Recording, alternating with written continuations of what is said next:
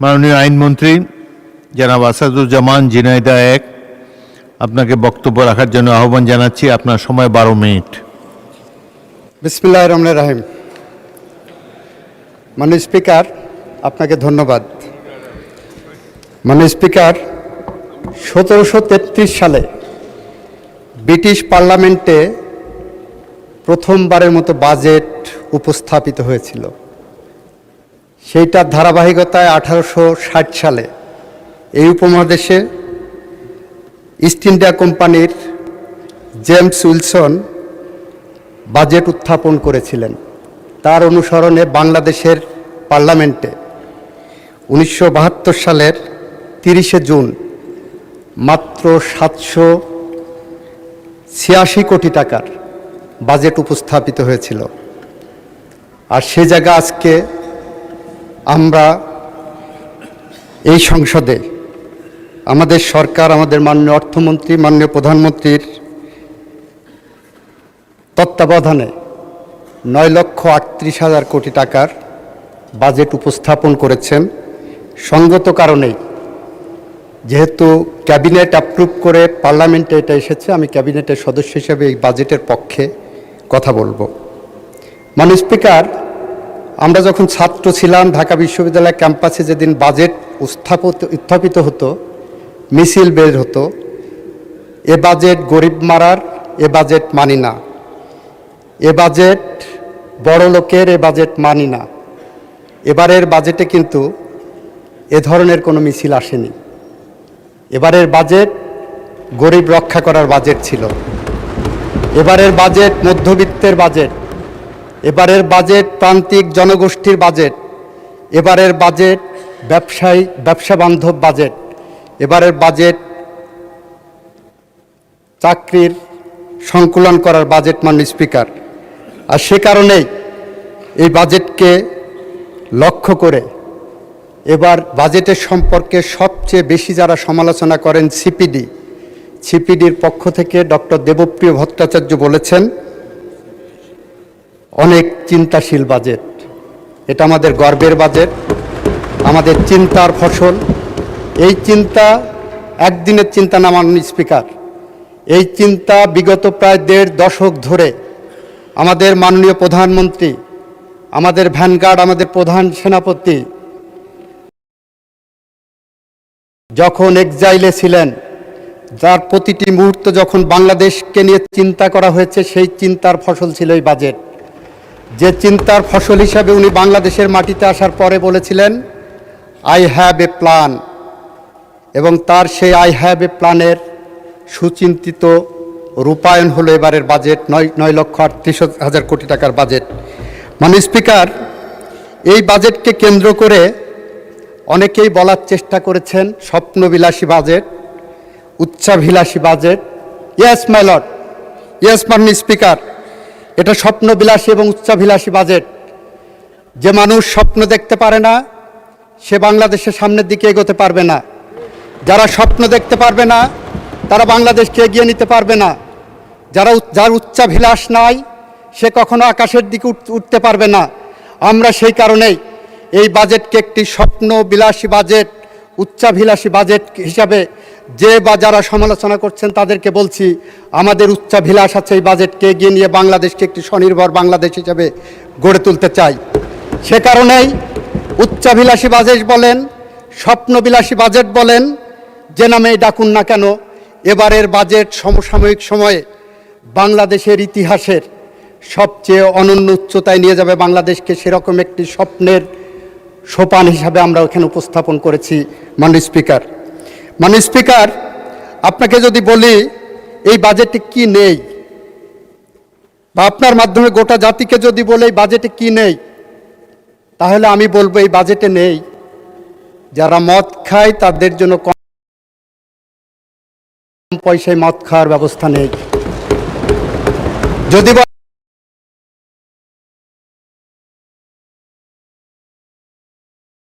এই বাজেটে কি নেই, তাহলে আমি কৃষির ফলন বাড়ানোর জন্য ভর্তুকির ব্যবস্থা রাখা হয়েছে। মাননীয় স্পিকার, এই বাজেটের মধ্যে আমার প্রান্তিক জনগোষ্ঠীকে অন্তর্ভুক্ত করে ফ্যামিলি কার্ডকে যতটা জনপ্রিয় ইতিমধ্যেই করা হয়েছে, ফ্যামিলি কার্ডকে প্রত্যেকটা দুয়ারে দুয়ারে পৌঁছে দেওয়ার জন্য এই বাজেট তৈরি করা হয়েছে। মাননীয় স্পিকার, এই বাজেট বাংলাদেশকে শুধু সার্টিফিকেট তৈরির শিক্ষা প্রতিষ্ঠান হিসাবে গড়ে তোলার যে চলমান প্রক্রিয়া আছে সেখান থেকে বের করে এনে এই বাজেট কারিগরি খাতে বাংলাদেশের শিক্ষা ব্যবস্থাকে ঘুরিয়ে দেওয়ার জন্য অতিরিক্ত 6,000 কোটি টাকা বরাদ্দ করা হয়েছে। মাননীয় স্পিকার, যেখানে মাদ্রাসা এবং কারিগরি শিক্ষা বোর্ডের যে খাত আছে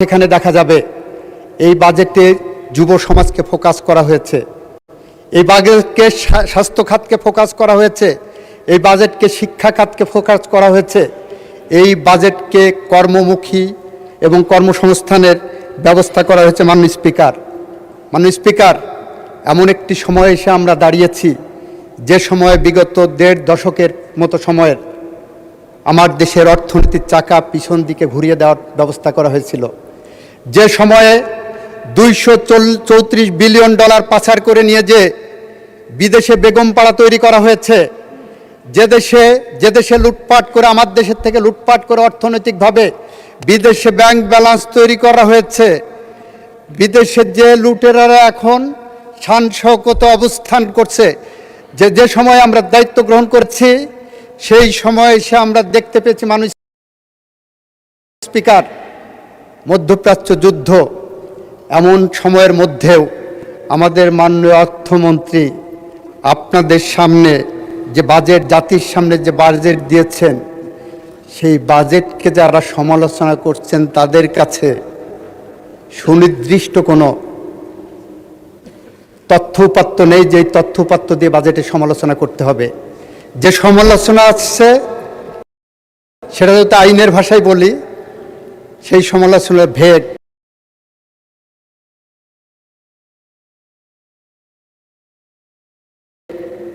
ইনডেফিনেট হবে।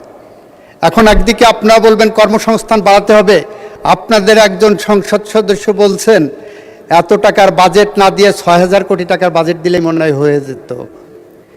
9,38,000 কোটি টাকার বাজেট দেওয়া হয়েছে, সেখানে আপনাদের একজন সংসদ সদস্য বলেছেন পাবলিকলি, পত্রিকা এসেছে 6,000 কোটি টাকার বাজেট দিলে হতো, এত লক্ষ কোটি টাকার বাজেট না দিয়ে। আর একদিকে বলছেন কর্মসংস্থান বাড়াতে হবে, কৃষকের আরও কার্ড দিতে হবে। ধন্যবাদ আপনাদের। আপনারা মনে করছেন যে আমরা কর্মসংস্থান বাড়ানোর পদক্ষেপ নিচ্ছি, আরও দরকার, অবশ্যই দরকার। আগামী দিনগুলোতে আমরা সেই পথেই হাঁটব। সেই পথে হাঁটতে চাই বলেই আমাদের মাননীয় প্রধানমন্ত্রী আই হ্যাভ এ প্ল্যানের মধ্যে যেটা আছে 20,000 কিলোমিটার আমরা যে খাল এবং নদী খনন করছি, এটা কর্মসংস্থান তৈরি করার একটি অধিক্ষেত্র। আমরা 25 কোটি গাছ লাগানোর যে কর্মসংস্থানের কথা বলেছি, গাছ লাগানোর কথা বলেছি, এটা আমাদের কর্মসংস্থান বাড়ানোর অন্যতম একটি অধিক্ষেত্র হবে। মাননীয় স্পিকার, আমরা বলি আমাদের হাতের কালির দাগ মুছে যাওয়ার আগেই নির্বাচনী প্রতিশ্রুতি আমরা বাস্তবায়নের জন্য মাঠে নেমেছি। কখন মাঠে নেমেছি? যখন আমার জ্বালানিতে ভর্তুকি দিতে হচ্ছে ইরান যুদ্ধের কারণে, তখন সাহস করে স্বপ্ন দেখে, স্বপ্নবিলাসী হয়ে, উচ্চাভিলাষী হয়ে আমরা কিন্তু একই সাথে ফ্যামিলি কার্ডের পাইলট প্রজেক্ট চালু করেছি। আমরা স্বপ্নবাজ মানুষ, আমরা বিশ্বাস করি যে স্বপ্ন দেখতে পারে না, যার উচ্চাভিলাষ নাই, সেই বাংলাদেশে প্রগতিশীলতার দিকে না ধাবিত হয়ে প্রতিক্রিয়াশীলতার সেই পিছনের দিকেই এগোতে থাকবে। আমরা সেই পথ ধরে হাঁটি না, আমরা প্রগতির পথ ধরে হাঁটি, আমরা উন্নয়নের পথ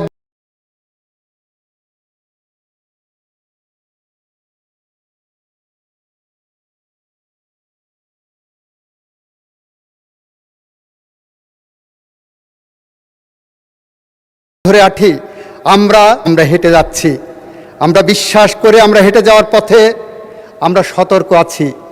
কারণ আমার ডান দিকে যদি আমাদের ফ্যাসিস্টরা থাকেন, আমার বাম দিকে হয়তো বলা হয় মৌলবাদ আছেন।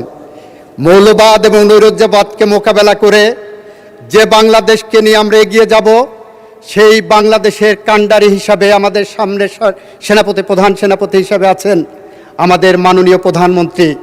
আমরা পথ হারাবো না মাননীয় স্পিকার, যতক্ষণ পর্যন্ত আমাদের মাননীয় প্রধানমন্ত্রী তার আই হ্যাভ এ প্ল্যান নিয়ে এগিয়ে যাবেন, সেই পথে আমরা এগিয়ে যাব। সেই পথ ধরে যখন আমরা এগোতে যাই, সেই পথে বলতে হয় সেই 1733 সালে পৃথিবীর ইতিহাসের প্রথম বাজেট যখন ব্রিটিশ পার্লামেন্টে উপস্থাপিত হয়েছিল, তারপরের থেকে সেই ব্রিটেন যেখানে এগিয়ে গেছে, আমরা ঠিক সেই একই পথে উচ্চাভিলাষী এবং স্বপ্নবিলাসী বাজেট নিয়ে এই বাংলাদেশকে সেরকম একটি স্তরে নিয়ে যাব, একটার পর একটা করে।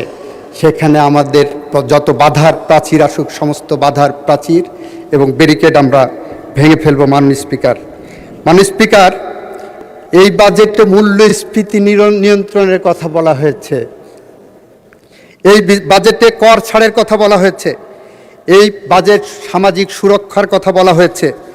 এত কিছু বলার পরেও যারা এই বাজেটকে ধন্যবাদ জানাতে পারেননি, তাদের বলবো, হয় তাদের মনটা পরিষ্কার করেন, নাই চোখটা পরিষ্কার করেন, নাই কানটা পরিষ্কার করেন। বাজেট যখন উপস্থাপিত হয় তখন দেখেছি মাননীয় বিরোধী দলের অনেক বন্ধু হাতে তালি দিয়েছেন। ওনারা হয়তো হাতে তালি দিয়েছেন, বুঝেছেন, ওনাদের বিবেক জাগ্রত হয়েছে। আর অনেক বন্ধু নির্জীবভাবে বসেছিলেন।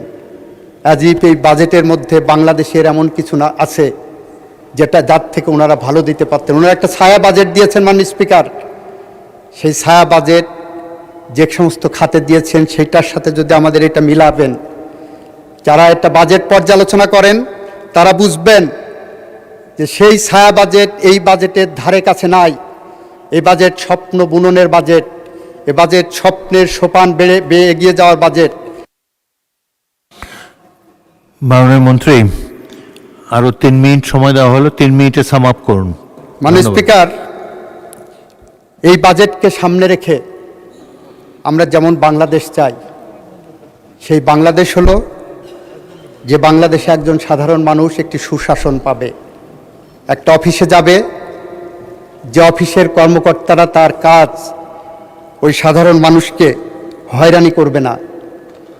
এই বাজেটকে সামনে রেখে এমন একটি স্বপ্নবাজ মানুষ হিসাবে আমরা চাই, বাংলাদেশ চাই, যেখানে একজন সাধারণ মানুষ তার জমা করা অর্থ যখন পোস্ট অফিস কিংবা ব্যাংকে যে ফিক্সড ডিপোজিট ভাঙাতে যাবেন, তখন যাতে উনি সেই টাকাটা ফেরত আনতে পারেন, তার সমুদয় সঞ্চয় ফেরত আনার জন্য। সেখানে কোনো ব্যাংক দখলের প্রশ্ন আসবে না মাননীয় স্পিকার। মাননীয় স্পিকার, আমরা এমন একটি বাজেট এখানে পেয়েছি যে বাজেট দিয়ে সুশাসন প্রতিষ্ঠা করার জন্য, ন্যায় বিচার প্রতিষ্ঠা করার জন্য, বাংলাদেশের মানুষের আশা আকাঙ্ক্ষার জায়গা প্রতিষ্ঠা করার জন্য, বাংলাদেশের আইনের শাসন প্রতিষ্ঠা করার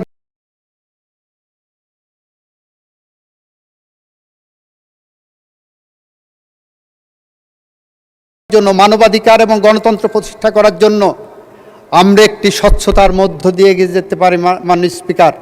মাননীয় স্পিকার, আমাদের মাননীয় প্রধানমন্ত্রী বক্তৃতায় বলেছেন আমরা লুটপাটের অর্থনীতি বন্ধ করতে চাই। এই বাজেট সে লুটপাটের অর্থনীতি বন্ধ করার একটি পদক্ষেপ মাত্র। $234 বিলিয়ন পাচার করে নিয়ে যে টাকা আমার দেশের কৃষকের, আমার দেশের মজুরের, আমার দেশের শ্রমিকের 234 বিলিয়ন টাকা পাচার করে নিয়ে যখন বেগমপাড়া বানানো হয়, তার বিরুদ্ধে বিরোধী দল কিন্তু কোনো সোচ্চার হননি।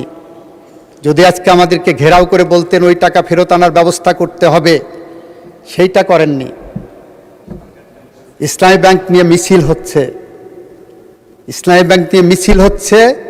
একদিকে মাননীয় বিরোধী দলের নেতা তার লিখিত বক্তব্যে বলেছেন তার পুরনো শেয়ার হোল্ডারদের ফেরত দেওয়া হোক। মাননীয় স্পিকার, সেই লাইনে যদি যাই, তাহলে কোম্পানি আইনের বিধান মতে পুরনো শেয়ার হোল্ডার এই 24-এর গভর্নমেন্টের আগে, ইন্টারিম গভর্নমেন্টের আগে পুরনো শেয়ার হোল্ডারের খাতায় যাদের নাম আছে, তারা হলেন ওনাদের ভাষায় যে একটা বিশেষ গোষ্ঠী সেই শেয়ার কিনে নিয়েছেন এবং ওই শেয়ারের রেকটিফিকেশনের একমাত্র অধিকার আছে সুপ্রিম কোর্টের, হাইকোর্ট বিভাগের। যদি চান তাদের হাতে ফেরত দেওয়ার জন্য আসেন, আইনি ব্যাটেল করি, বসি, আর্গুমেন্টে বসি। তাদের ফেরত দিতে চাইলে বলেন, জনসমক্ষে আসি, আমাদের কোনো অসুবিধা নাই। আমরা সেই কারণে বলছি, যেটা বলছেন, যেটা ভাবছেন, যেটা আন্দোলন করছেন বুঝে করেন। এই বাজেটকে কেন্দ্র করে আপনারা যে ধোঁয়াশা তৈরি করছেন চাচ্ছেন, সেই বিরোধিতার জন্য বিরোধিতা না করে আসেন উচ্চাভিলাষীর বাজেট। ধন্যবাদ মাননীয় মন্ত্রী।